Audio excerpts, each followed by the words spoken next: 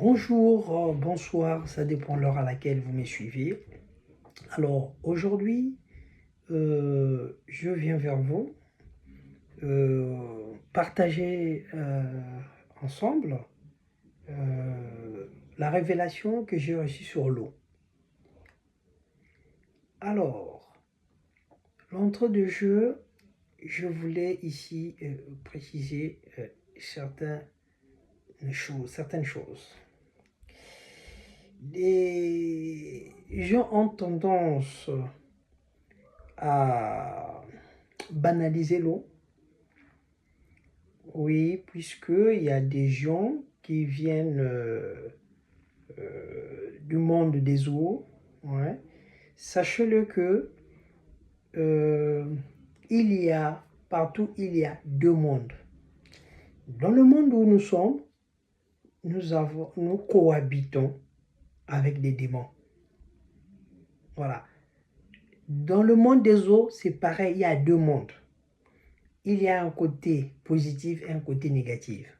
Tout comme dans le monde où nous sommes, nous vivons avec des démons.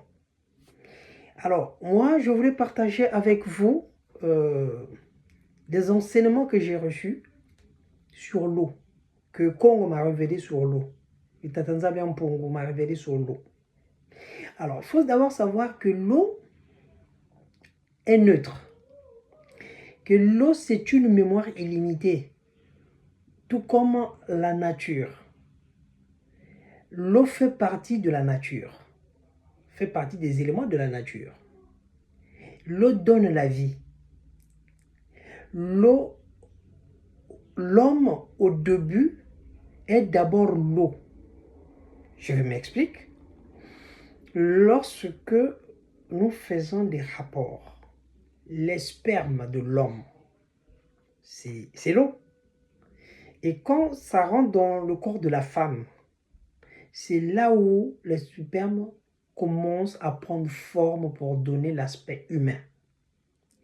Alors, vous allez constater que dans le ventre de la femme, l'homme est protégé par l'eau. Raison pour laquelle, quand une femme perd ses os, elle doit vite aller à l'hôpital. Pourquoi? Parce que lorsqu'elle perd des os et que l'enfant n'est pas sorti, eh bien, l'enfant peut mourir. Le manque de os peut tuer l'enfant. Vous voyez? Alors, raison pour laquelle, dans notre corps, nous avons 65% d'eau. Bon, les scientifiques disent 70, mais moi je reste à 65 par rapport aux révélations, à ce qu'on m'a révélé sur l'eau. On m'a dit 65. Donc, l'homme ne doit pas avoir peur de l'eau. Parce que lui-même, à l'origine, à la base, il est l'eau. Et donc, l'homme et l'eau produit de l'électricité. Voilà pourquoi quand vous voyez des barrages, on a construit des barrages qui produisent de l'électricité, mais à travers l'eau. Et l'homme aussi tire sa source d'énergie dans l'eau. Imaginez une personne qui court, qui fait le sport. À la fin, il a quoi? Il a soif. Soif de boire de l'eau. Vous pouvez boire de l'alcool. Vous pouvez boire des jus, de boissons, tout ce que vous voulez. Mais à un certain moment, vous aurez soif de l'eau. Raison pour laquelle on dit l'eau c'est la vie. Et oui, c'est l'eau qui donne la vie, puisque l'homme au début c'est l'eau.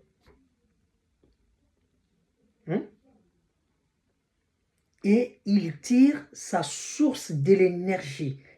L'homme tire sa source d'énergie, l'homme tire sa force sur l'eau. Je sais que certaines personnes ça va heurter leur sensibilité parce que dans leurs églises, on leur enseigne des choses comme quoi, ah oui, il vient des eaux, ah machin, mais non, faites attention. Il y a de bons, il y a de mauvais. C'est comme dans la société où nous sommes, il y a des démons qui ont l'aspect des humains, qui prennent l'aspect des humains. Hein? Il y a des démons qui prennent l'aspect des humains dans le monde où nous sommes et nous cohabitons avec des démons. Moi d'ailleurs, j'ai fait un rêve, là où dans le rêve, je marchais et j'ai rencontré des gens qui étaient bizarres et quand je fouillais ces gens-là, ils se moquaient de moi en me disant que messieurs, vous êtes en train de nous fuir, mais vous ne savez pas que nous cohabitons avec vous dans le même monde. Nous sommes avec vous. Voilà. Donc c'est pour vous dire que nous cohabitons avec les démons. Hein? Contrairement à ce qu'on raconte. Déjà même dans la Bible, quand vous lisez le psaume 23, verset 1 à 2, on vous parle aussi de l'eau. L'esprit est aussi, on le dit au commencement, je crois dans Genèse, on dit que l'esprit de Tatanzab planait sous l'eau. Alors, vous voyez que l'homme vit grâce à l'eau. Parce que lui-même, au début, il est l'eau. Et voyez, l'homme, c'est un arbre. Voilà pourquoi les scientifiques, ils ont appelé la famille l'arbre généalogique. Hein?